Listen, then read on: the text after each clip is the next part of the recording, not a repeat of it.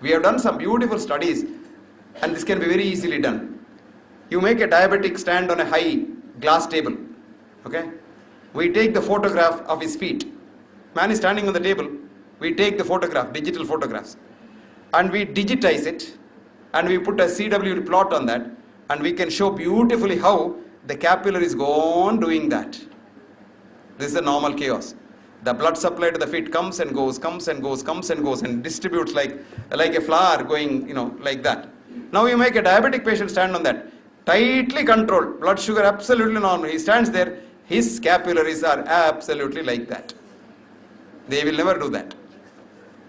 Now if you can have something which shows that sugar is controlled and the capillary is doing that, that will be the real Dhanvantari's medicine. And I was telling our young man, energetic engineer, that the controlled studies in future should be done not on reductionist ideas as we do in Western medicine. That is, you take two groups. Matched control, we say. What is matching? Height, weight, body mass index, sex. That won't do. Because man is not his body. Man is 30% body, 30% genes, 40% consciousness. So you must be able to classify human beings in a genetico-constitutional conscious variety. That is only can be done by Ayurveda. That is, this Vata Pitta Kapha is not just the literal meaning of that.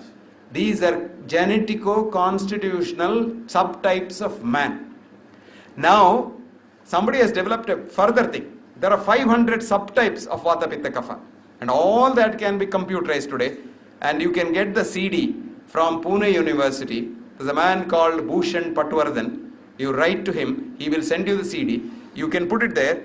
And then any patient who comes to you, if you have a long questionnaire to know all about him, his worries, his anxiety, his background, etc., etc., etc., and type it onto the computer, press a button, you get a subtype of that man. Now you must get, say, 100 people, and they are typed into various types, and you must compare the same type individuals with the other type. This is the real controlled study for the future. And one more thing, as I've told you, you can now check the healthy chaos in everything. If you want, I can give you the chaos in the heart. If you want, I can give you chaos in the lung. If you want, diabetes, the most important part is the capillary system. You can see all diabetics a problem, whether it is in the eye or the kidney or the lung or the leg or the heart or wherever it is. It is the capillaries that really are a problem.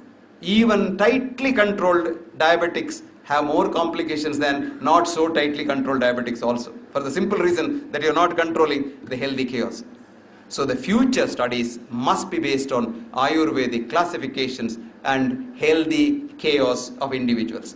It is little difficult and little more expensive than the present one. But if really the powers that we understand this and make it a mandatory thing, we can have wonderful studies emanating from India which the West will have to copy. Now the West is trying. Actually, they have put up a big thing called WPH, Whole Person Healing Group. And Whole Person Healing Group has got its head office in Washington, D.C. And last month they had a huge conference where I had to give a keynote address on what is healthy chaos. And this was attended by such eminent people. There are about 10 Nobel laureates and all kinds of people. There are not only doctors, there are engineers like our friend Girish. There are all kinds of people, physicists, chemists, name it, they are there. And this is the future of medical research. Now, if any one of you have learned chemistry, I will tell you there is what's called a new chemical action happening in the human body called hormesis. Have you heard of this? It's not even written in the pharmacology books. Hormesis, Hormesis. Hormesis is every drug in very small doses has a biopositive effect. It does good to the human body. And there is a threshold beyond which it harms the human body. This applies to every single drug, A to Z. Every drug has the same thing, which is called hormesis, which was first discovered in vitamin C by an eminent chemist in the same department where Linus Pauling discovered vitamin C. But Linus Pauling didn't like it, because you say vitamin C is bad, he hated it. So he filed a suit against this man for $10 million. And who won the suit? Edward Calabrese won the suit. But of course, Linus Pauling didn't pay the money, the university paid the money. Anyway, Linus Pauling died. Now, hormesis has come to be. I'll give you an example. If anyone of you get a heart attack and come to the hospital, do you know what we give you? Rat poison. Warfarin is rat poison. Only thing is we give a larger dose to rat and a very small dose to you, that's all. Or sometimes we get from snake poison and give you thrombolytics. Or we get from urine and give you thrombolytics. And now urine is bad, but that extract is not bad. In very small doses. Rat poison is bad for the rat and you also if you take it in larger doses, but in very small doses it may save you because it doesn't allow blood to clot inside the vessel. Now this is interesting. This is hormesis. And that happens in Ayurveda. Ayurveda and homeopathic drugs work by hormesis. So that little bit of, say for example, ginger. Now ginger has the most potent antiviral drug ever found in medicine. And this was discovered by people in Harvard University. You and I think ginger, adenu namma amma adige haktare. Adenu maddu anta helidre nobody will believe it. Garlic. They wanted to kill garlic by doing 43 studies in the world literature on garlic pearls. And everyone was negative. So they wrote an editorial in the BMJ, garlic is good for cooking but not as a medicine. So I wrote an editorial, garlic is good but not garlic pearls. You have not done your studies on garlic because garlic pearl doesn't have the SH group. They have removed it, removed the smell.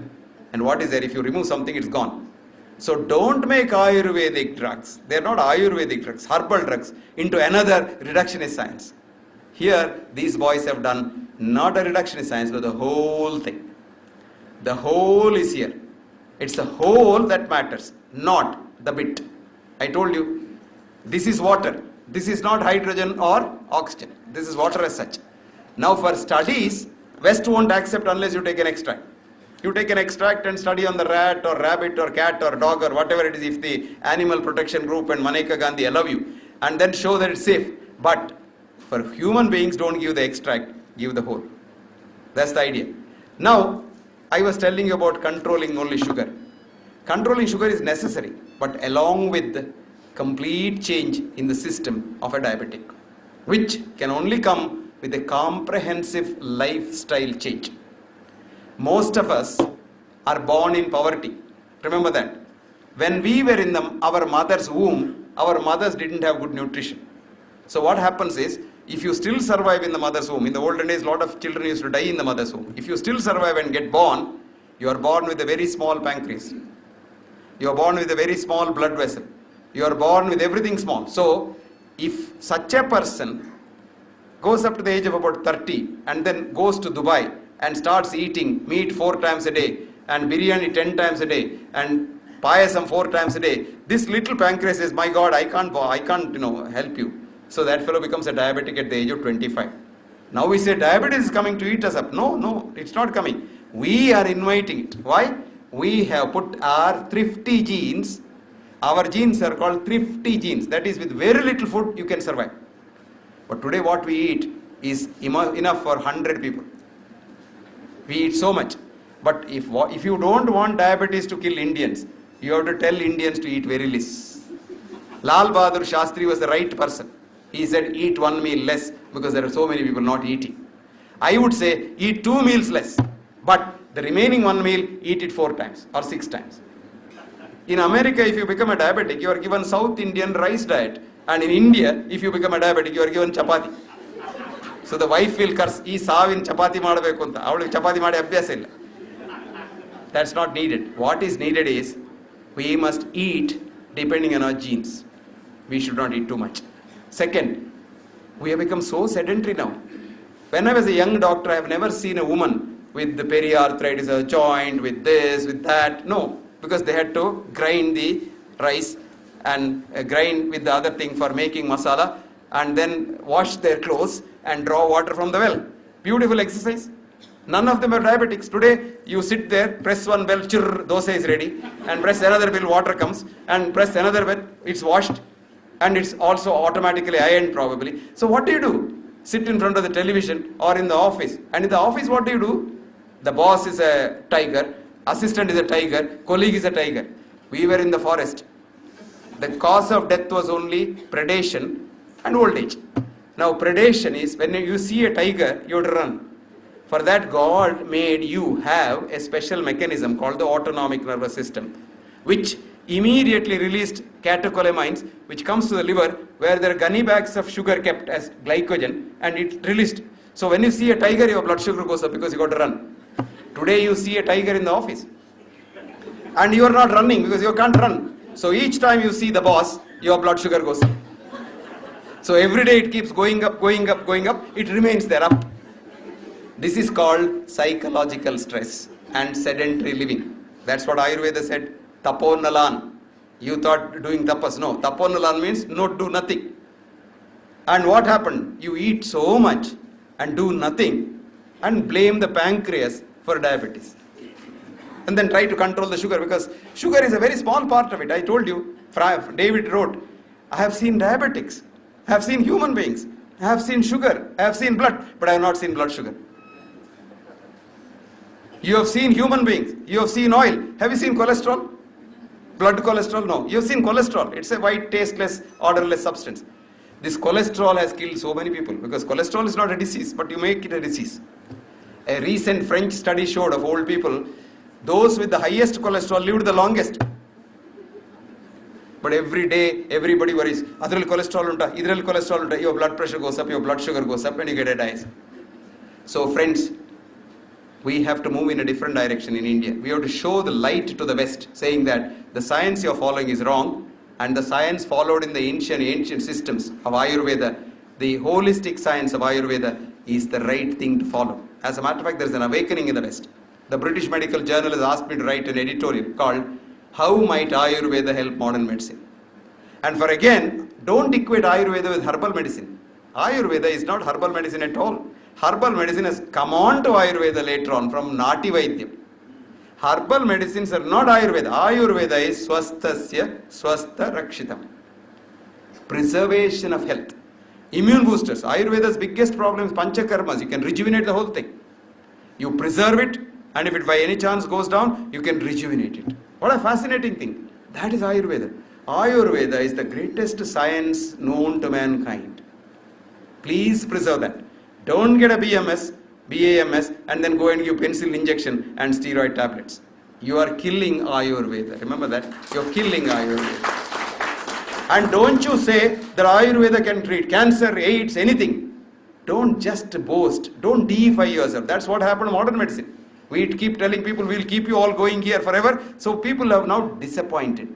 What have we done? We have sent a lot of people to meet their maker in heaven. This doesn't happen. Ayurveda never boasted of those things.